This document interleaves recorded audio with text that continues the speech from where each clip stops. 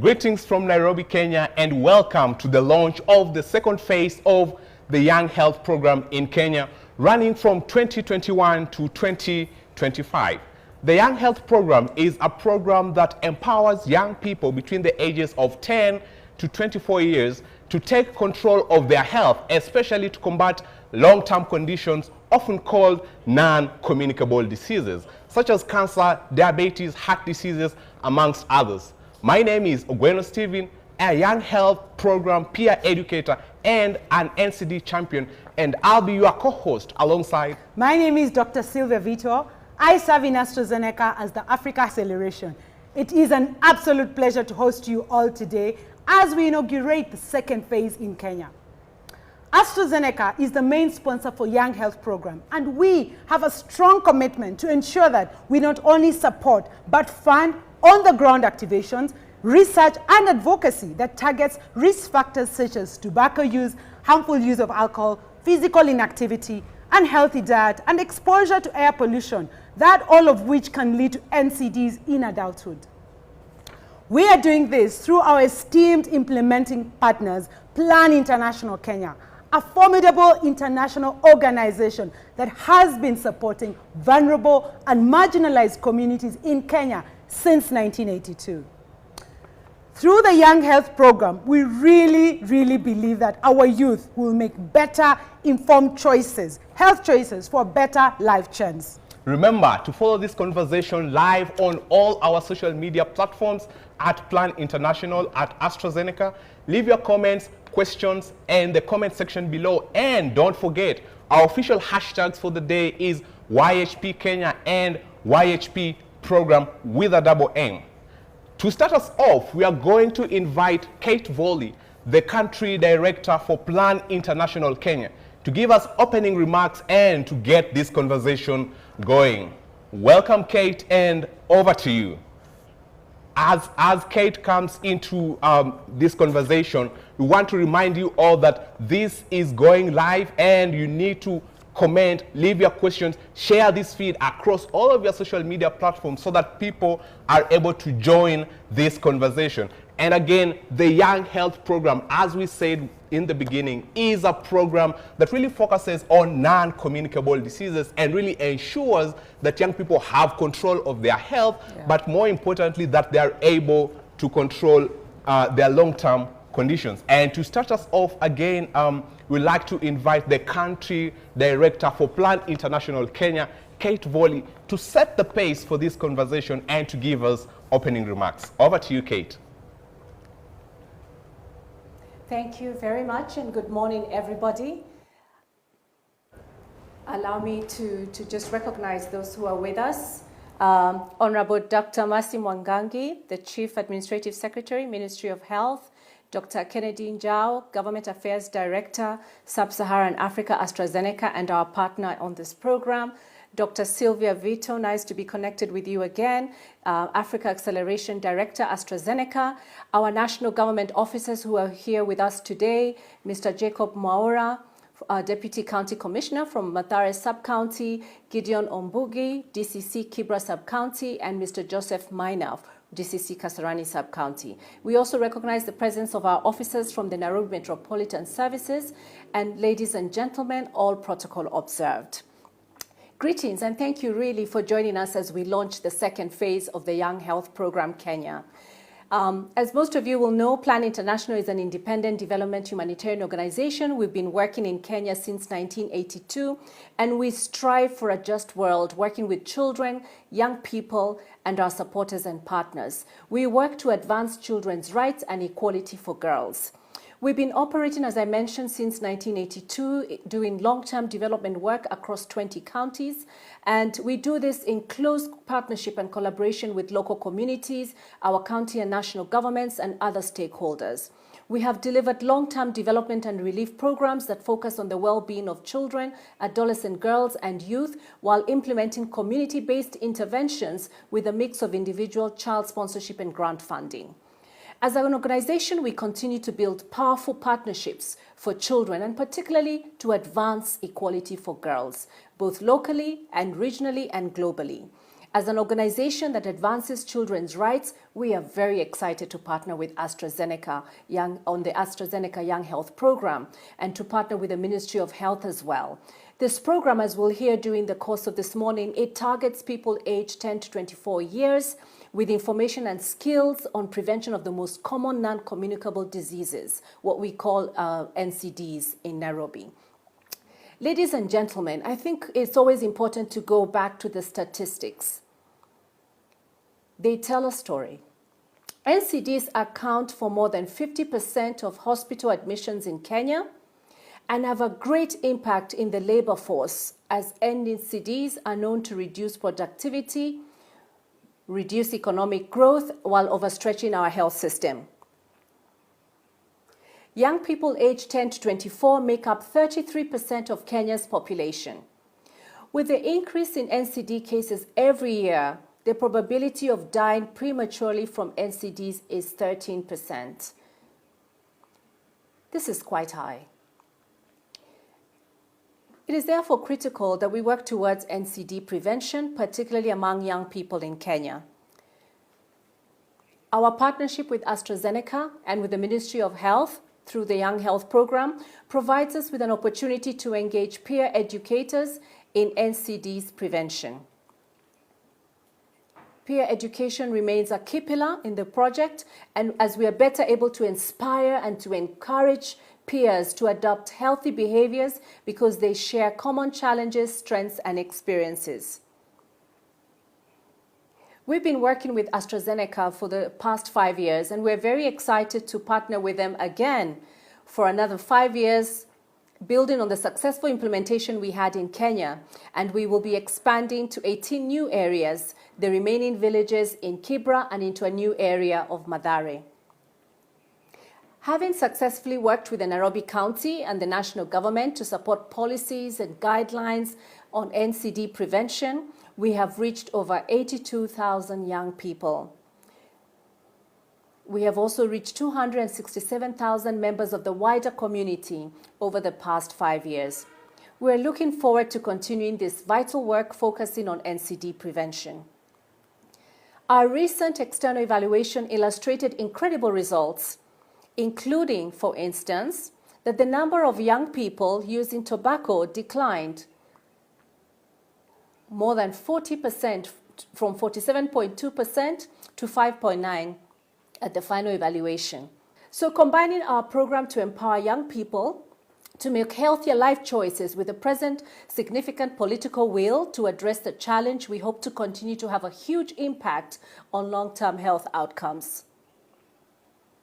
I should also mention,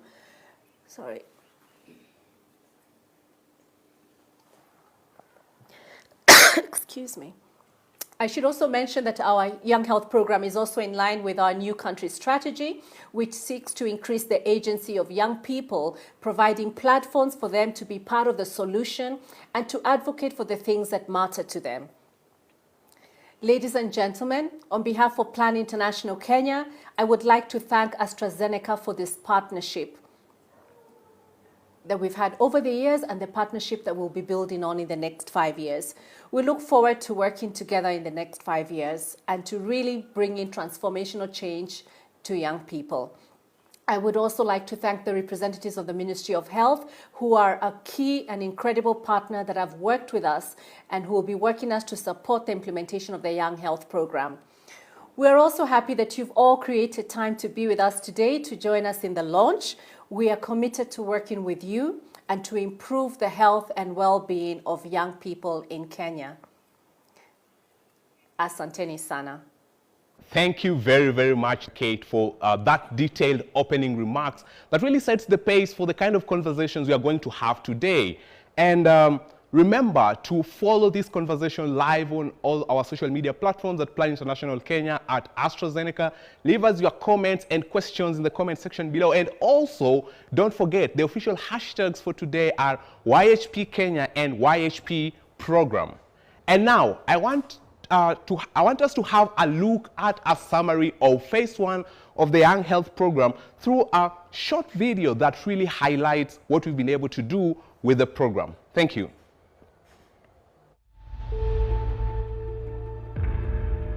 vijana wana job, vijana wameingilia drugs, vijana wanakunywa pombe, vijana wanafanya violence zingine zile ambapo usipoa. Non-communicable diseases mostly is a common occurrence, especially in our country. So the risk factors, lifestyle, lack of exercises.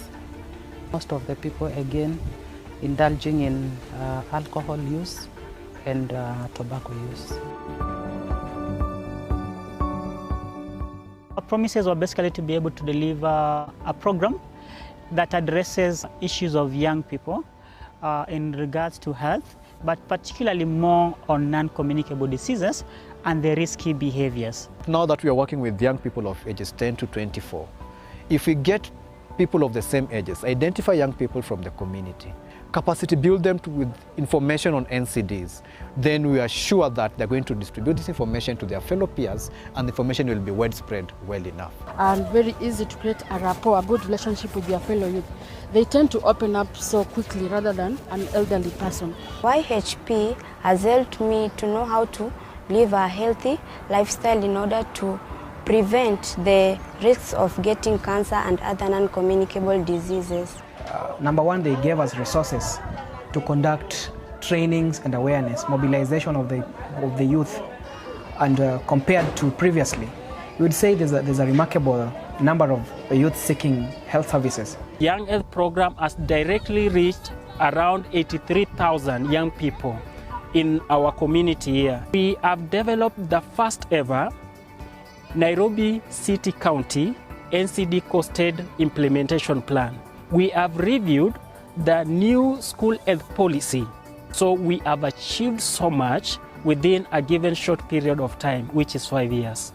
With the structures we create on the ground, we'll be able to use these structures, use the peer educators, some of the people that we've mentored, they'll be able to be supporting the mentoring of the new people who will be implementing the new program. We are really grateful for the funding from AstraZeneca to the country office to have enabled us to achieve these results.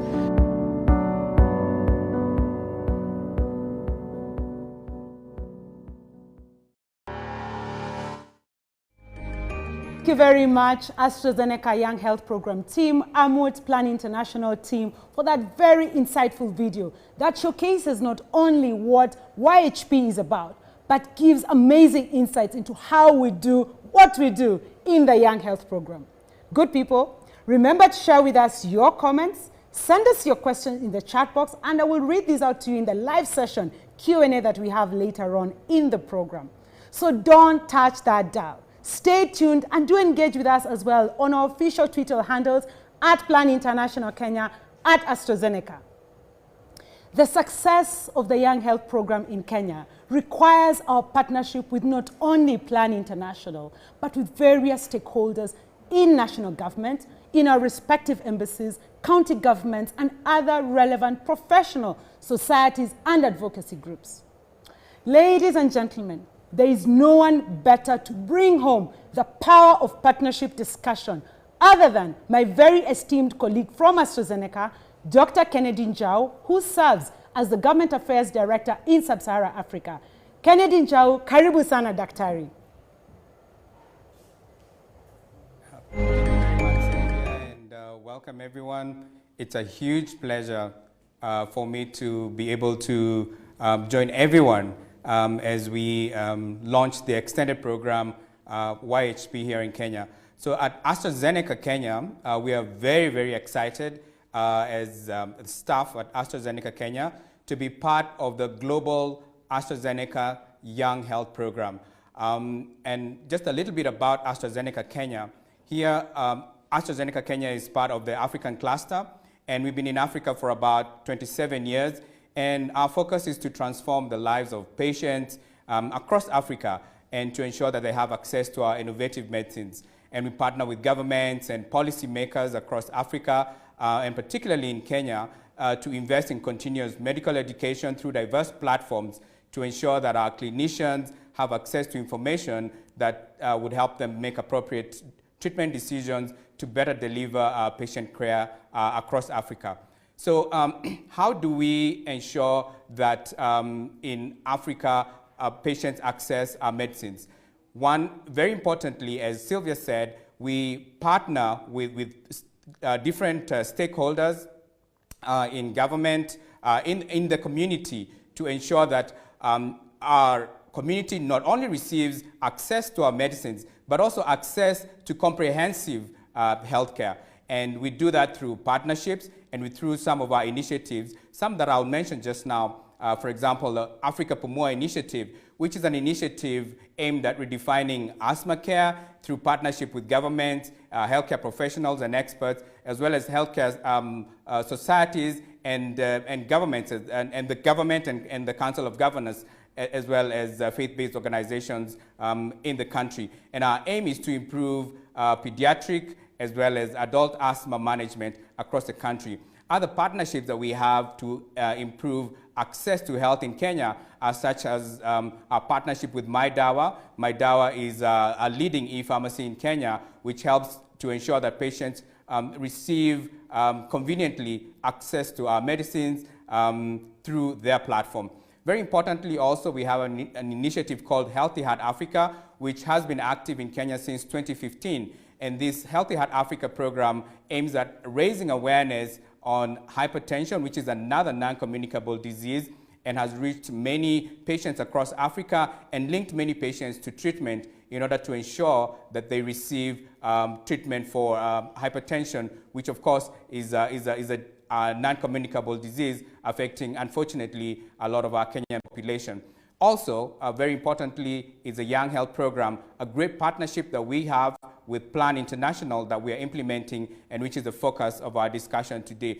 So AstraZeneca's Young Health Program is an innovative global disease prevention program that is targeted at adolescents between 10 and 24 years of age, and it forms part of AstraZeneca's sustainability ambition, and very importantly, underpinned by our focus to influence or to have a positive impact on the communities around us. It's a global commitment. It's part of 30 countries around the world in 5 continents, that has reached 5 million people so far, 5 million young people so far, and more than 20,000 health workers have been trained through this initiative. More than 120,000 peer educators have been reached through this initiative, with 50,000 volunteers hours put into this initiative.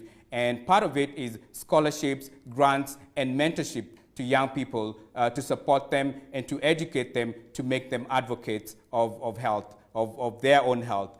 And importantly, we focus on type 2 diabetes, respiratory disease, cancer, heart disease, as well as mental health. How do we achieve this? By advocacy, creating advocates locally, nationally, and globally, through education, through research, and through collective leadership, ensuring that we create advocates that also become leaders within their own communities. Today, we are announcing the renewal of this commitment between 2021 and 2025, so the next 5 years, and this is to drive policy and to continue to expand within Kibera and also into Mathare, and that really is underpinned by our belief that the youth and primary prevention must continue to be a critical component in the fight against NCDs and the work to build stronger and more resilient health systems.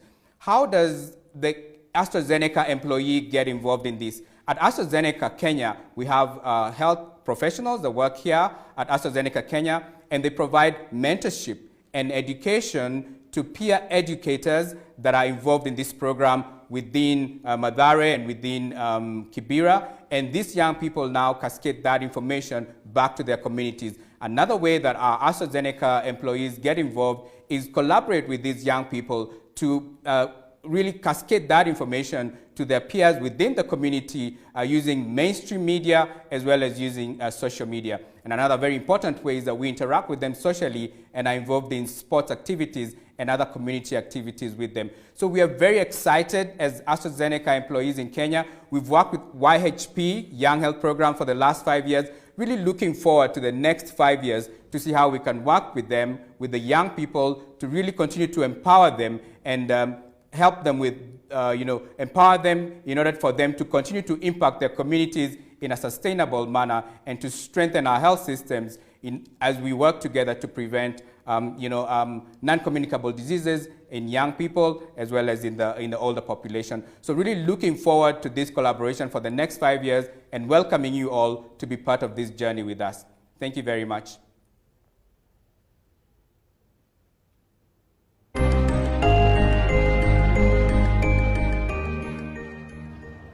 All right, thank you very much, Dr. Kennedy, for those impressive remarks on AstraZeneca's commitment to the Young Health Program. And now, remember to always, this conversation is continuing online, so follow us at our social media platforms at Plan International Kenya, at AstraZeneca. Leave us comments and questions in the comment section below. And also don't forget, our hashtag for the day is hashtag YHP Program and hashtag YHP Kenya. And now, allow me to welcome the Chief Administrative Secretary for the Ministry of Health, Dr. Mercy Mwangangi, to give us a brief overview of the NCD landscape in the country. Over to you, Dr.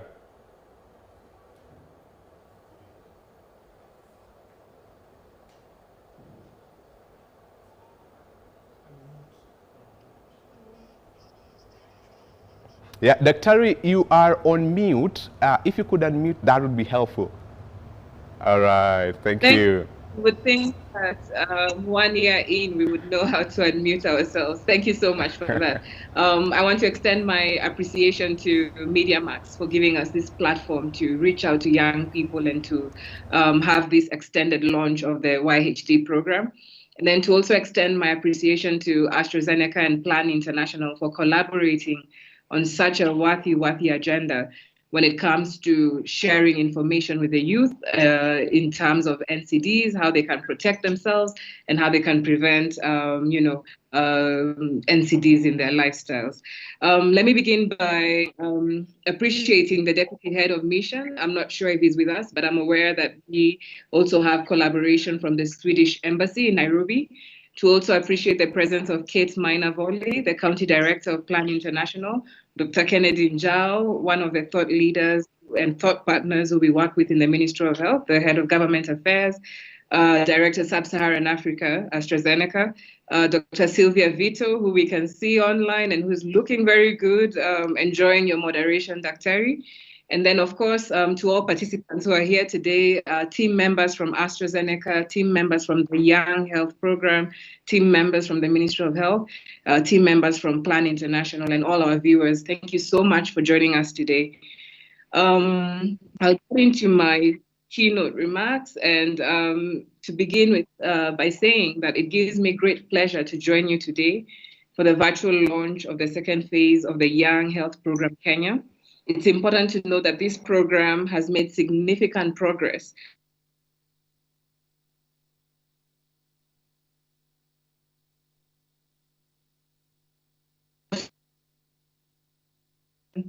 in fact, we are very happy because the program has managed to reach in its first phase close to 82,000 young people aged between 10 to 24 years of age, and close to 40 peer educators have undergone different levels of capacity building. Ladies and gentlemen, non-communicable diseases currently account for 39% of deaths in Kenya and up to 33% in 2014. And it is projected that by the time we get to 2030, that 55% of deaths in this country will be attributed to NCDs. And every time we speak about NCDs, what we're talking about is diabetes. We're talking about hypertension.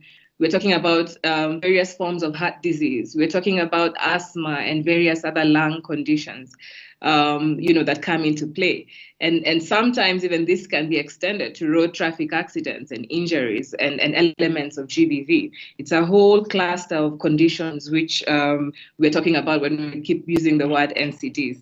And so indeed, this program is so very useful because if by 2030, 55% of deaths in Kenya will be attributed to NCDs, then it becomes very important that all stakeholders, all of us who are in the field, who are in the sector, partner and come up with programs particularly geared to our young people to be able to ensure that we can avert some of these deaths. Now, majority of the risk factors of NCDs begin in childhood, adolescence, and youth. For instance, Most people get hooked on smoking, alcoholism in their adolescence and in their youth. And this also includes the consumption of unhealthy diets, including confectionery, sugar, sweetened beverages, refined carbohydrates, and other forms of junk food are more pronounced amongst the younger people. And of course, this is also coupled with insufficient physical activity at this age group. And all these are very, very important risk factors that actually impact on exposure to NCDs. A lot of studies have been done the world over. A lot of research has gone into NCDs, perhaps over the last 30, 40 years. And I can tell you, and now I'm speaking to my fellow young people, though I may not be in that cohort of 10 to 24, but these risk factors do matter, and it becomes very important for us to ensure that we lead those healthy lifestyles and avoid some of these factors that can really push us into getting NCDs. So the Ministry of Health, what we've done as government is that we've developed targeted policies that are aimed at addressing the growing burden of NCDs amongst young people. And the key response areas include looking at controlling of risk factors, particularly through collaborations with partners like AstraZeneca and Plan International. We've held various intervention sessions where we're looking at and discussing on elements such as shisha.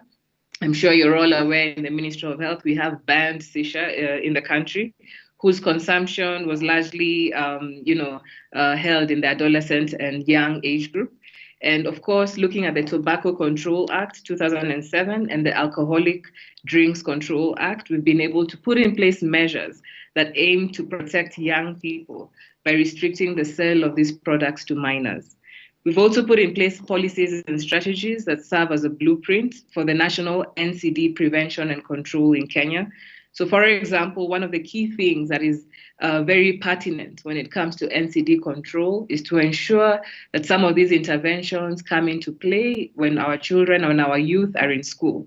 And so we have a vibrant school health policy, and I'm happy because our first presenter actually mentioned the school health policy. And we have guidelines and curriculums that aim to ensure that there's advocacy messages when it comes to NCDs amongst the adolescent group. The ministry has also put in place various programs when it comes to NCDs, particularly those that affect the young people, with a focus on diabetes, type 1 diabetes, heart disease, childhood cancers, sickle cell disease, hemophilia, and asthma. And all these form part of the group of NCDs. And so, for example, when it comes to diabetes type 1, we do have a program. It's called Changing Diabetes in Children Project. And what we've done in this program is that we've partnered with the private sector to be able to reach 3,000 children and young adults who live with diabetes. And the beneficiaries of this program are able to access information when it comes to diabetes, information on nutrition. They're also able to access syringes, glucometers, and strips at no cost. And all these are very necessary when it comes to the management of diabetes type 1. And further to this, we've also supported the parents of these children. And I'm happy to see a review of the YHD program, the extended launch. I've seen there's a component that will involve reaching out to parents. That's very, very crucial and important when you're trying to run such a program for advocacy. The ministry is also targeting the rollout of the HPV vaccine that targets girls, 10 years old girls, to be able to prevent cervical cancer. Let me just emphasize here on a personal note that this is very, very crucial and important. One of the interventions that are needed and necessary when it comes to the prevention of cervical cancer. The HPV vaccine is available at all vaccinating facilities across the country. And we continue to encourage parents, particularly those who have 10-year-old girls, to really bring them to the facilities so they can access the vaccine, because indeed this vaccine saves lives. The Ministry of Health is also partnering when it comes to sickle cell disease program in 17 endemic counties, and we are working in those counties to provide information as well as care pathway management pathways for hemophilia. Through the NHIF Eduarcia program, we do have the coverage of NCDs in this young age group. And these are just some of the little programmatic areas where we focused when it comes to NCDs within the Ministry of Health. I would like to thank all partners really for this wonderful initiative, to take this opportunity to thank AstraZeneca and Plan International for launching this second phase of the YHD program in 5 new villages in Kibera and in 13 villages in Mathare, in the Mathare informal settlements. I think the fact that we aim to reach 88,000 young people directly is powerful, because we know young people do have clusters of their friends, and we hope that this will then compound to another set of young people. The ministry extends its continued collaboration for this program. We look forward to actually getting down in the ground with the people and participating in all the different advocacy initiatives that you have. And we thank you so much for your support. Over to you.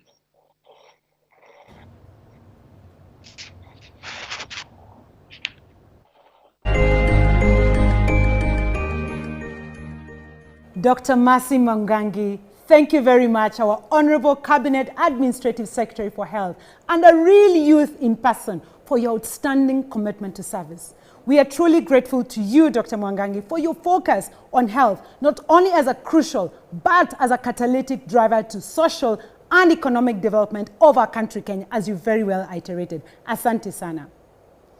Our esteemed audience, remember to send us your comments and questions in our chat box.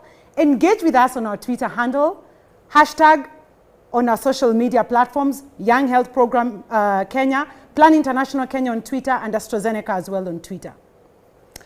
AstraZeneca has received very high commitment from our global CEO, Mr. Pascal Soriot, our global Chief Financial Officer, Mr. Mark Dunoyer, who is the sponsor for this globally funded community investment program that focuses on young health people and non-communicable disease prevention. YHP in Kenya, Phase 1, has been alive and well and rocking Kibera since 2016 until 2020 with outstanding impact and milestones that have been achieved in 8 of the many villages in Kibera. Now, to share with us the amazing highlights, achievements, and final evaluation of what the Kibera Young Health Program rollout has been is none other than our very own Mr. Robertson Obunga, a brilliant, exceptional Head of Monitoring and Coordination for Kenya. Karibu sana on stage and give us how's it been on the ground, Robinson. Over to you.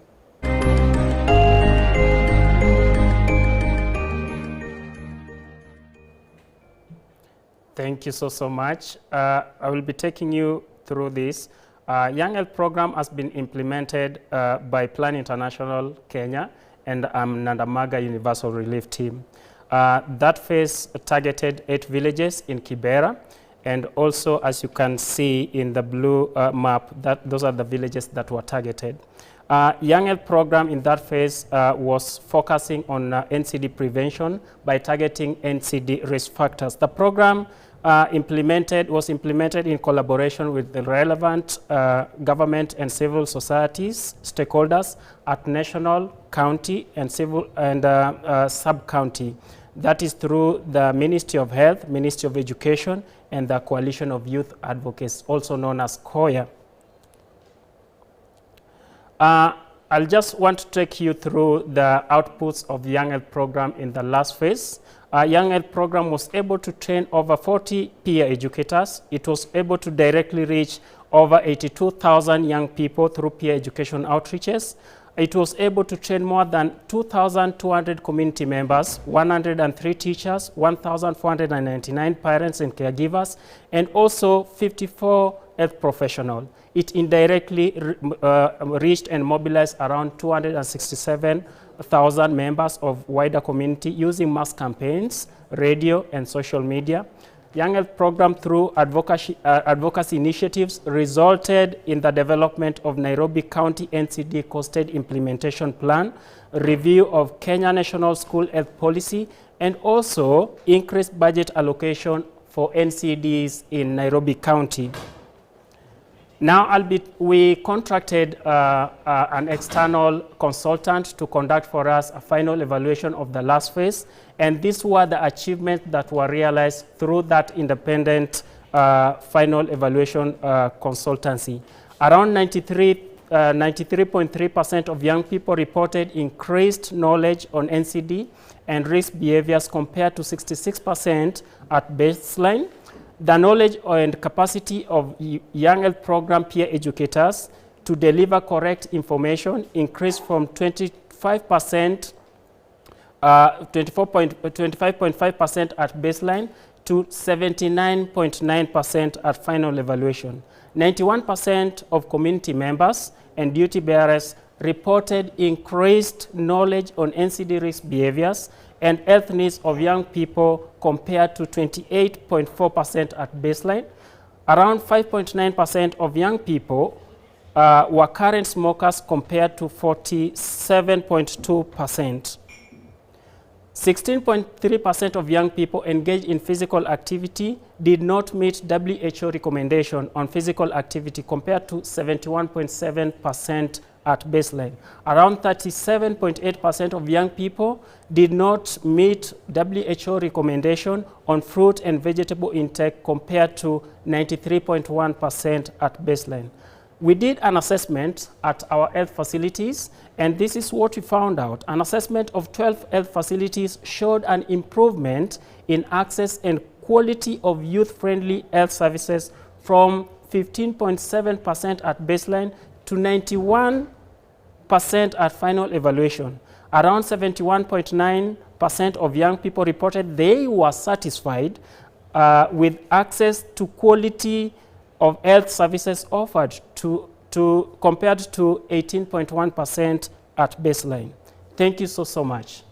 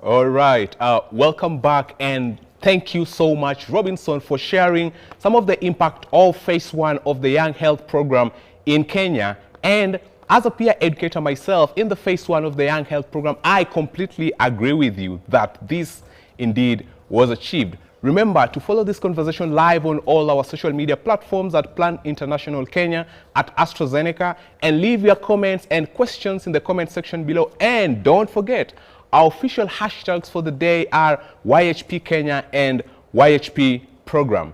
And now, we want to move the conversation further to get to hear from some of the young people who are directly impacted through the Young Health Program to share some of their experiences. And with me is Sakina Abdul, a peer educator from the Young Health Program. And over to you, Sakina. How are you doing? I'm good. All right. So I guess my first question to you really is, as a peer educator, what was your motivation to get involved with the Young Health Program? Okay, I was motivated to be part of the Young Health Program way back in 2016. I was told by a friend that YHP was dealing with non-communicable diseases, and it was affecting me directly in the house. Like last year, my dad died of stroke, which was led by having diabetes for more than 20 years. My mom also has diabetes and hypertension. For a while now.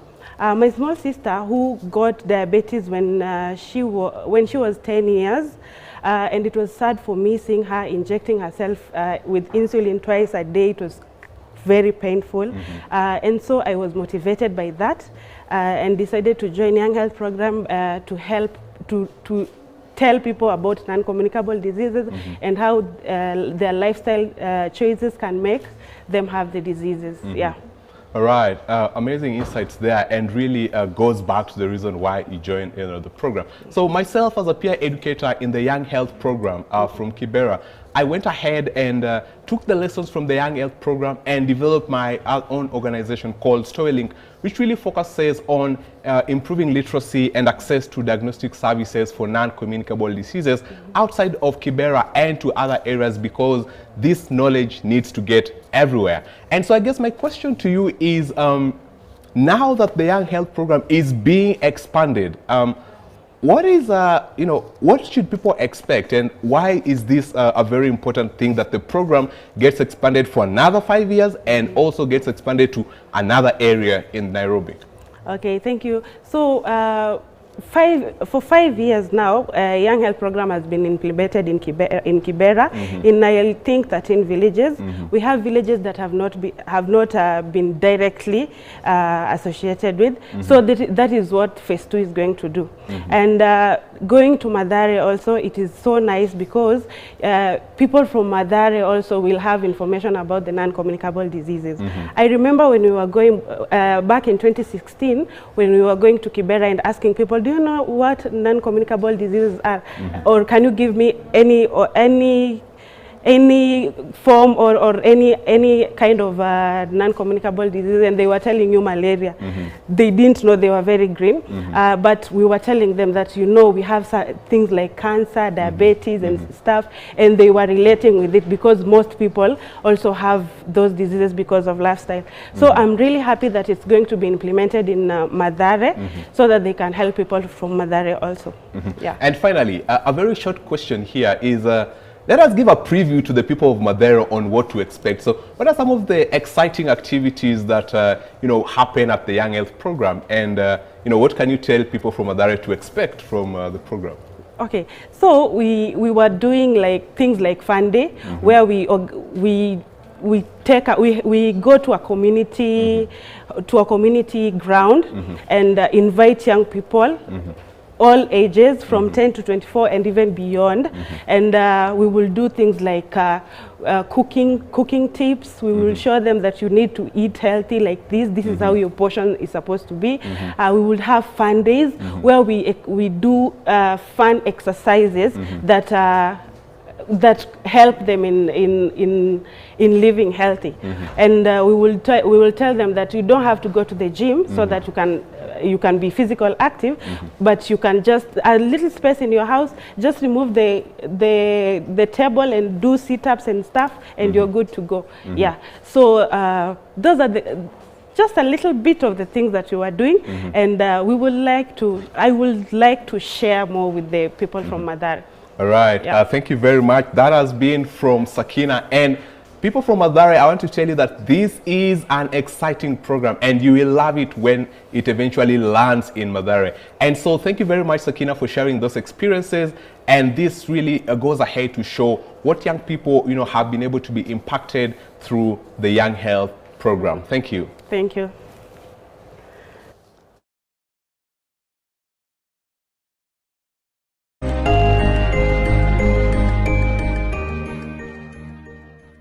Fantastic conversation. Thank you very much, Stephen and Sakina. I have with me in studio another amazing Young Health Program voice. The one and only Paul Odongo is here with me to share what it is like. What is your experience on the ground? What has been your journey through Young Health Program? Tueleze kwa ground imekuaje, umeifilaje UIHP? Asante sana daktari. My name is Paul Odongo. I have been a peer educator with YHP, Young Health Program, for 5 years. That is from 2016 to 2020. YHP has been quite amazing. I can say it has been quite a journey because one thing YHP has done for us, it has given us information on NCDs, something that was a new topic way back. And we have come to realize that NCDs really need to be a conversation being talked about, especially by young people. The level of exposure YHP has given us as peer educators, and even me as an individual, is quite remarkable.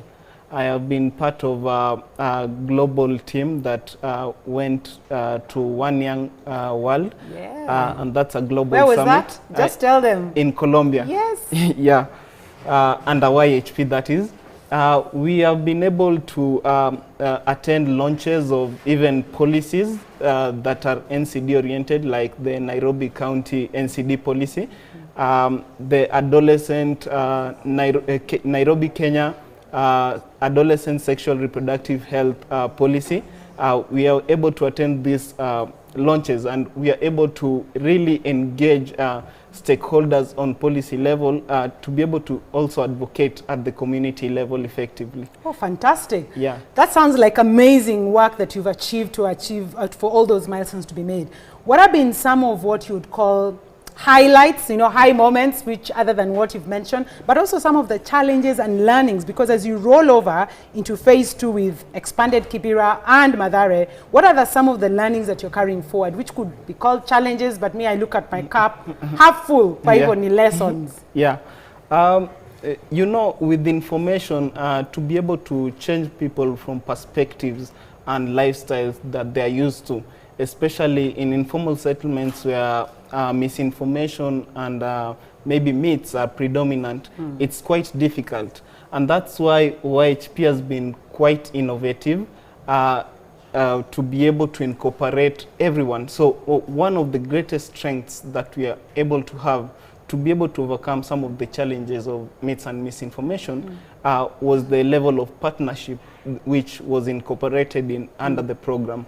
We were able to partner with different stakeholders within the community to be able to send these messages effectively. Also, YHP has been quite innovative enough to be able to reach young people with things they love. For example, we were able to hold tournaments, and young people were able to turn up. We were able to have fun days. We were able to have community dialogues and even school galas where we were able to interact effectively with young people. And even I remember after COVID hit, we were able to have an online innovation where we had online platforms to be able to reach young people. So these have been quite the milestones and the innovative ways we have been able to use to overcome some of the challenges under the program.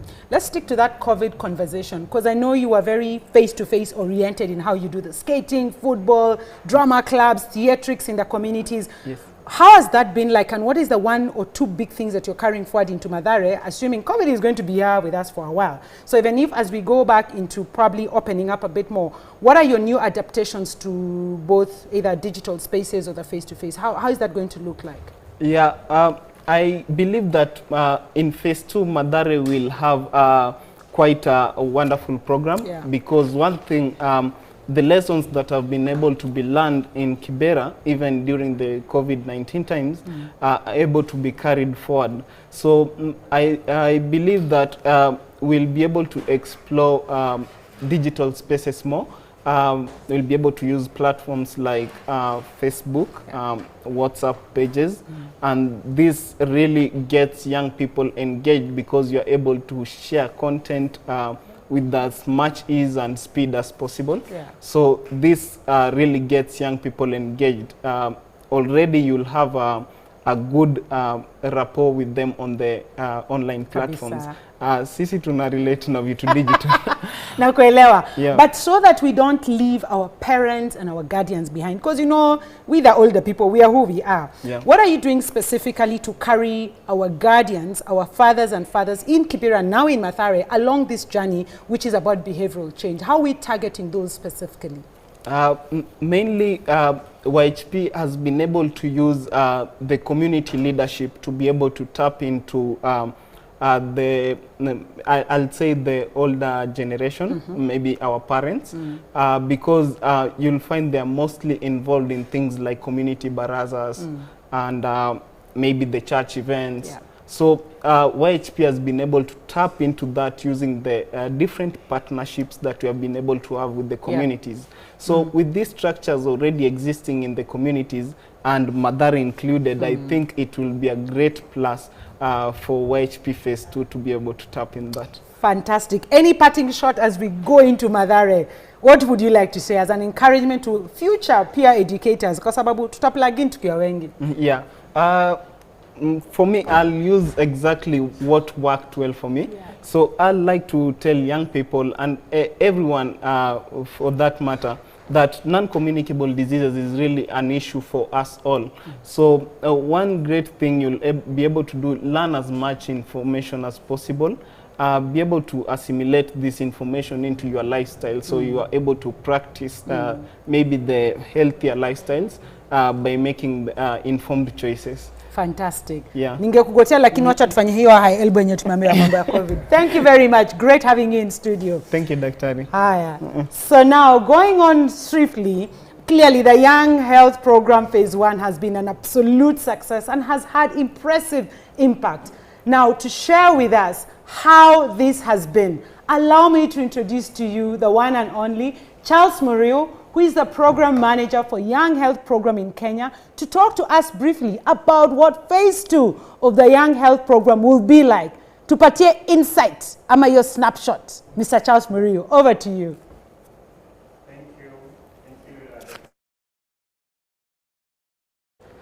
Thank you, Dr. Sylvia, and thank you, viewers, for still being with us. We've heard a lot about the first phase, and now we just want to look briefly at Phase 2, which we're just going to scale up the lessons that we've had from Phase 1.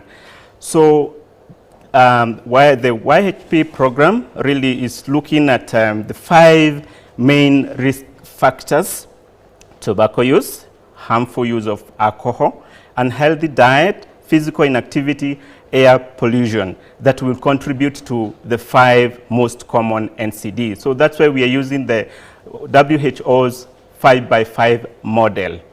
In doing this, and as we reach out to young people, and especially on their influencing the change of behavior, we are saying that we're doing this in a holistic way. We are not just looking at the NCD risk factors. We're also doing this, bringing together issues of health, especially sexual reproductive health for young people. We're also looking at it from a gender lens. We're saying, how does it affect young men? How does it affect young women? And in which ways? And we're also looking at the issue, the crossover of emotional well-being and how this relates with the NCD factors. So, like I've mentioned, it's a 5x5 model that is looking at the risk factors that will contribute to these key 5 diseases. So our program has 3 pillars at a global level. We're looking at programs, and this is what Young Health Program is doing, that we design programs that will inform young people about the risk factors and then inform them how to make health choices. So these programs are informed by research. And we are working with our partners to invest in research and evidence so that we are able to implement programs that are well informed. At a global level, we are also working very closely with UNICEF, who are also doing advocacy at that level, so that partners and the whole issue about NCD and young people is brought to the key duty bearers.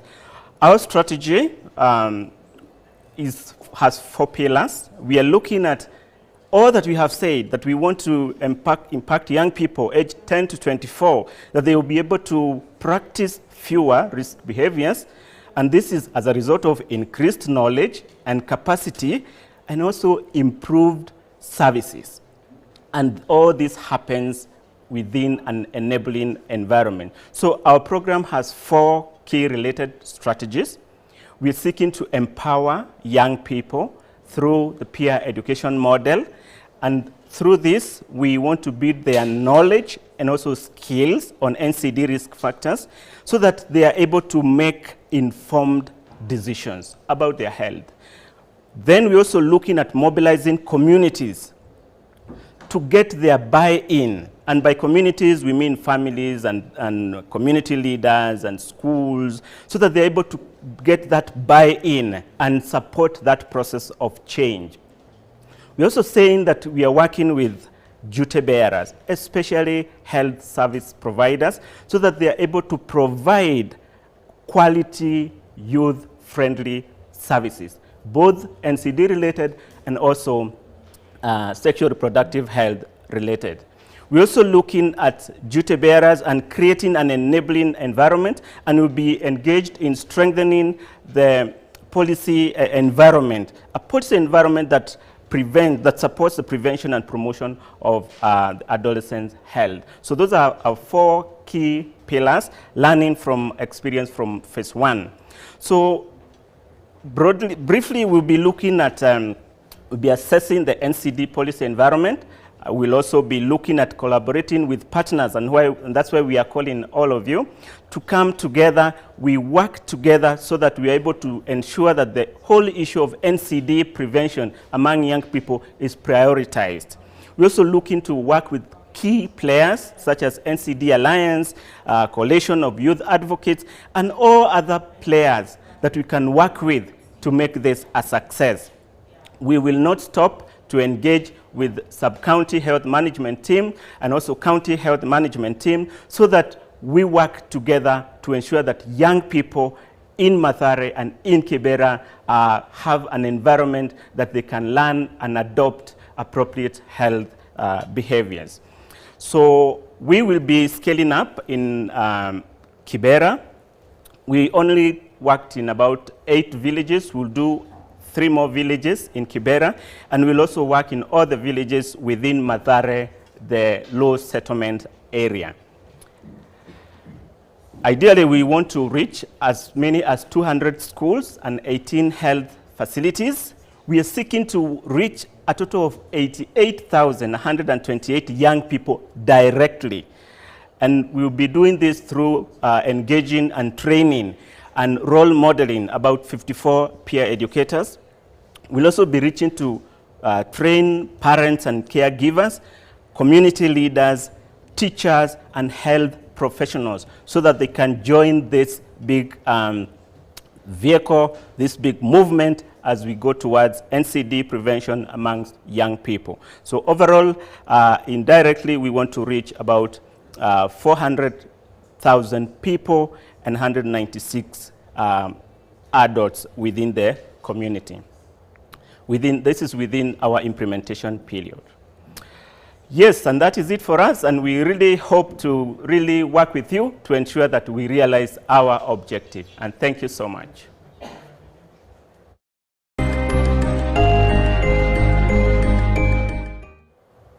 You've had it here, you've had it fast from the people themselves, from Plan International, Program Manager Charles Muriu. Thank you very much. Together with AMU team, together with AstraZeneca. And of course, Charles, you are fortunate to have stepped into the shoes of a great predecessor, Danoro Juang. A big heads up to you, former country program manager, and who is currently dialing in and tuning in live from London, UK. Asante Sana, and to everyone who's been involved in this. Our dear audience, this is the time that now we come to you to see what questions you've shared with us, what feedback that you've engaged with us, not only on Twitter, but on our official handles as well, on the hashtags that we had given them. So thank you very much. And it's time to see what are your comments and what are your questions. So we're going to run this together with Steve. Let's see, what are the people saying? All right. So we have Margaret Akelo, and Margaret Akelo has comments saying, finally, congratulations and thank you at Plan Kenya and AstraZeneca for giving young Kenyans a chance. And indeed, thank you very much, Margaret Akelo. That is exactly what is going on today with the Young Health Program Phase 2.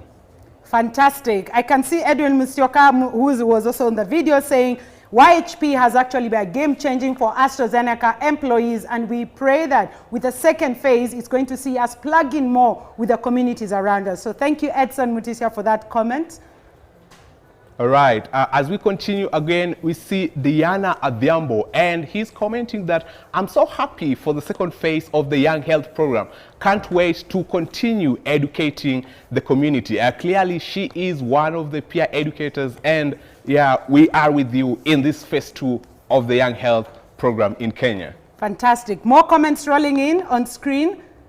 I can see a comment coming in from Winston Samuel Origi. Plan International, as the name depicts, what it depicts is very organized, and I love working with such organized groups. Actually, so far, it's the best. The way things are rolling down is just perfect. Thank you, Mary. That comes from Winston Samuel Origi. Asante sana. We've seen your amazing comments. All right. And as they continue rolling in, there is one from, this is Bangu Child Home.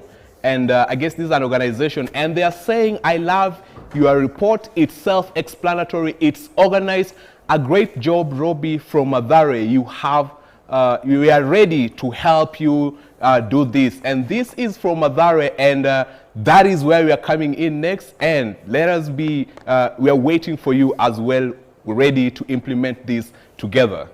Okay, Edwin from AstraZeneca also sent me a comment. He's one of our medical advisors. He says, thank you very much. We're looking forward to doing the best we can to impact our communities. Over to you, Stephen, as we close. All right. Thank you very much, everyone, to our amazing guests and our viewers from all over the world who have joined us in this session, to the amazing crew working behind the scenes to ensure that we bring you this launch of the second phase live. Thank you very much. My name is Ogweno Stephen, and I've been your co-host. Remember, this conversation continues, and it does not end here. It continues on all our social media platforms at Plan International, at AstraZeneca, and therefore, let's keep the communication going and let's keep engaging. Okay, thank you very much, Steve. I want to bring into the conversation, starting off number one with, I think, Dr. Kennedy Njau, who is calling in from AstraZeneca to give us his comments as we close. Over to you, Dr. Njau, before I roll over to Kate. Yeah, so thank you very much, Sylvia, and thank you very much for everyone that has joined us today. We at AstraZeneca are really, really excited about this extension of the YHP program into additional villages in Kibera as well as Mathare. And we know that because we'll be going virtual as well, we'll be able to reach a lot more young people in the country, and how great it is to inculcate good health behaviors in young people so that they can carry them across through their lives. So really great to be part of this, great for every AstraZeneca employee to be part of this. We are really, really proud that we can impact the communities around us positively, and we look forward to really involving you and welcoming you into this journey. So thank you very much for joining, and we look forward to the next 5 years together. All right. I think we also have our country director, Plan International, Kate, to give us her thank you remarks as we close. Thank you very much. Allow me to echo the sentiments of Dr. Njau. I think we've spent an hour, well, particularly in the initial hour, listening to the statistics and seeing the interrelationship between NCDs and hospital admissions and the connection with morbidity and mortality. We also had Sakina's testimony and as to why she became a peer educator. And I think, and sadly, this is the reality for many households, the impact of NCDs at the household level, especially for our elderly parents. I personally can relate to that story. Information is power, and what the phase 1 of YHP has showed us is that when we engage young people, actively involve them as agents of change, and give them a meaningful space to advocate on issues that matter to them, we can change the story. And we can rewrite the story for so many young people. And we can see the improvements and the data and how the numbers have changed from the baseline that we captured. And so this really does make the case that peer education and moving forward with our phase 2 YHP program has to be the way to go. We can change the story, we can transform the narrative for many households by working with young people. And so as I conclude, I really just want to say thank you to AstraZeneca for the partnership globally and in country. and particularly for the AstraZeneca staff who really actively get involved in the work that we do, and of course to my team in Plan who go out of their way to make this a reality, partnering with peer educators. Very excited to be going into Mathare and counting on the support of the Ministry of Health. Thank you, asanteni sana. We are going to ask our guests on screen, Dr. Kennedy Njau and Kate, to make a good wave. So on the screen, so you need to give kwaheri. You know we are Africans, we have to say bye nicely. Umalizi aya. Give another high five, okay. Thank you very much, thank you all. I want to remind us that SDG Goal 17 is about partnership. And it says that for the goals that are given to us, for any industry or actor, you can't do it alone. And it will not be sufficient for do it alone to address all the converging health crises. A multitude of actions, initiatives, and investments are necessary. And more importantly, a more coordinated, mutually reinforcing ways of working is important so that we can achieve likelihood of success and setting a transformational journey towards a more resilient future.